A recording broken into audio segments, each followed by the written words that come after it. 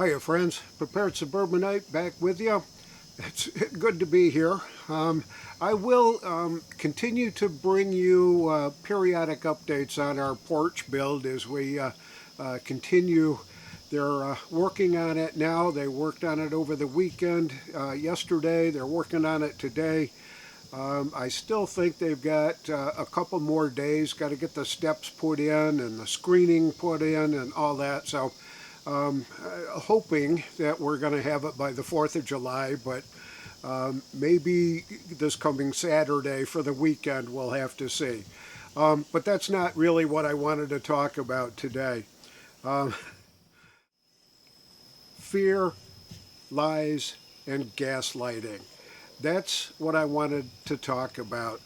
We all know what happened with the Supreme Court decision on presidential immunity that came down during the day yesterday. And Biden gave a speech last night, very short one, which was to our benefit. But they have mastered, the left has, and the Biden administration in particular, have truly mastered the art of lies, fear, and everything associated with it to get us to believe a false narrative. Stick around, I want to get into some detail.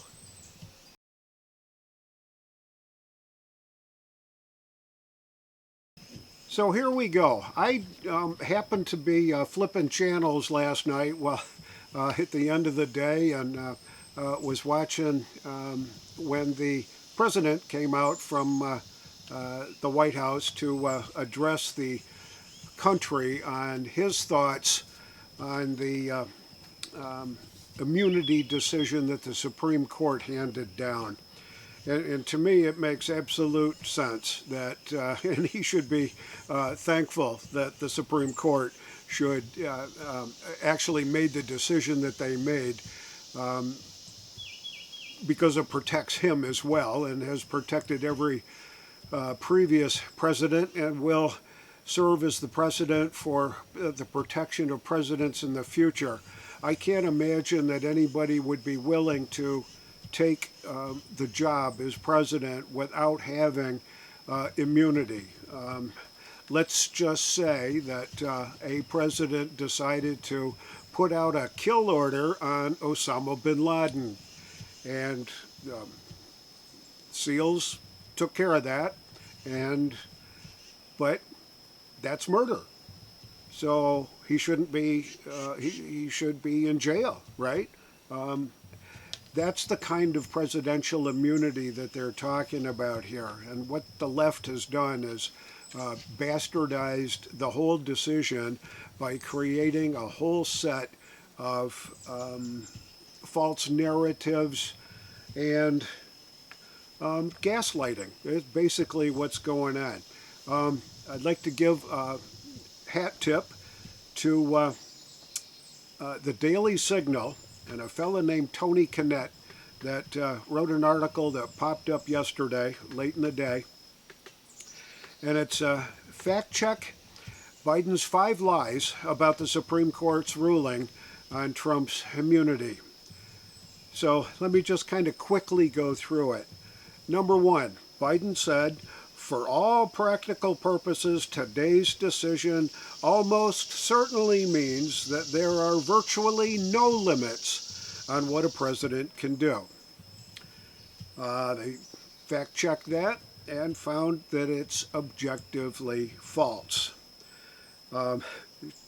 John Roberts, the Chief Justice, wrote that the President of the United States may not be prosecuted for duties he carries out under his constitutional authority, but may be prosecuted for other actions, all other actions.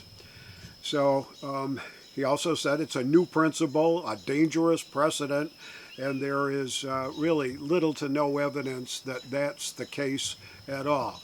So lie number 1, there are virtually no limits now that the Supreme Court has weighed in on this. That's the first lie. The second lie, self-imposed limits. Biden further claimed that the power of the office will no longer be constrained by law, even including the Supreme Court. Only limits will be self-imposed by the president alone. He later reiterated the claim, saying that the law would no longer define the limits of the presidency. That, again, is objectively false. Attacks on long-established legal principles. Biden continued during his speech what he considers to be a trend of attacks on a wide range of long-established legal principles in our nation, from gutting voting rights and civil rights to taking away a woman's right to choose. Today's decision, that undermines the rule of law in this nation. That's an aberration, objectively not true. Trump sent a violent mob to the Capitol. And he said, quote, "A violent mob to the U.S. Capitol to stop the peaceful transfer of power." That can't be proven. I don't think there's any evidence that the president asked anybody to do anything of the sort that actually did happen. But when a crowd gets out of control, a crowd gets out of control. But there are tweets that the president sent on January 6, 2021. And first one says, "Please support our Capitol Police and law enforcement. They are truly on the side of our country. Stay peaceful." Later that day, he said, "I am asking for everyone at the U.S. Capitol to remain peaceful. No violence. Remember, we are the party of law and order. Respect the law and our great men and women in blue. Thank you." So there's evidence that, to the contrary, that he did not send a violent mob into the Capitol on January 6th. And number 5, the biggest lie, I will respect the limits. Now here's what Joe Biden said. "I know I will respect the limits of presidential powers, as I have for the last 3.5 years. But any president, including Donald Trump, will now be free to ignore the law." And if you find that truthful, then you have been hoodwinked by this administration. As crazy as it sounds, the left's reaction to this, the gaslighting stories that they made up about what could possibly happen, that, the administration could weaponize the Department of Justice and go after their political opponents. Oh my goodness, I wonder who's doing that now. So I think that the Biden administration, and Joe Biden in particular, needs to be thankful to the Supreme Court for the decision that they made, because it protects him as well.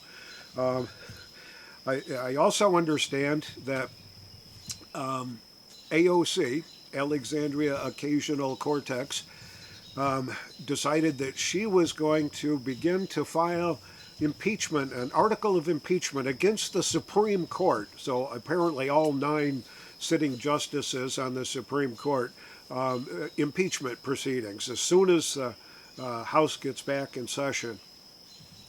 I wish her the best of luck on that. I can't imagine that that's ever going to gain any traction at all, anywhere. But she is sure free to try, and there you go.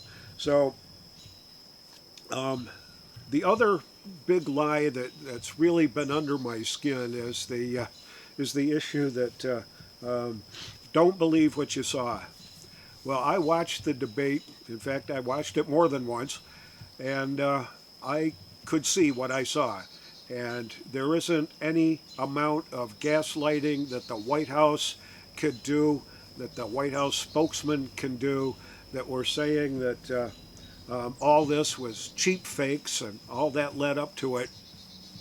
Our enemies across the world saw what happened, and they were actually, I think, happy that it did. Our allies around the world were shocked at the disposition of the president, his inability to hold a coherent thought, his mumbling and stumbling. It was an embarrassment, and I kind of felt sorry for Joe, but he's the guy that wants to continue, and that's the biggest gift that he can give the conservative Republicans, that he continues to be the #1 candidate, because he's the easiest to beat. I have about had it with being lied to, being fear-mongered, and being gaslit by this administration. And I don't know what you're thinking, but that's kind of where I am with it. This is the Prepared Suburbanite reminding you to be prepared always, and I'll see y'all on the next video.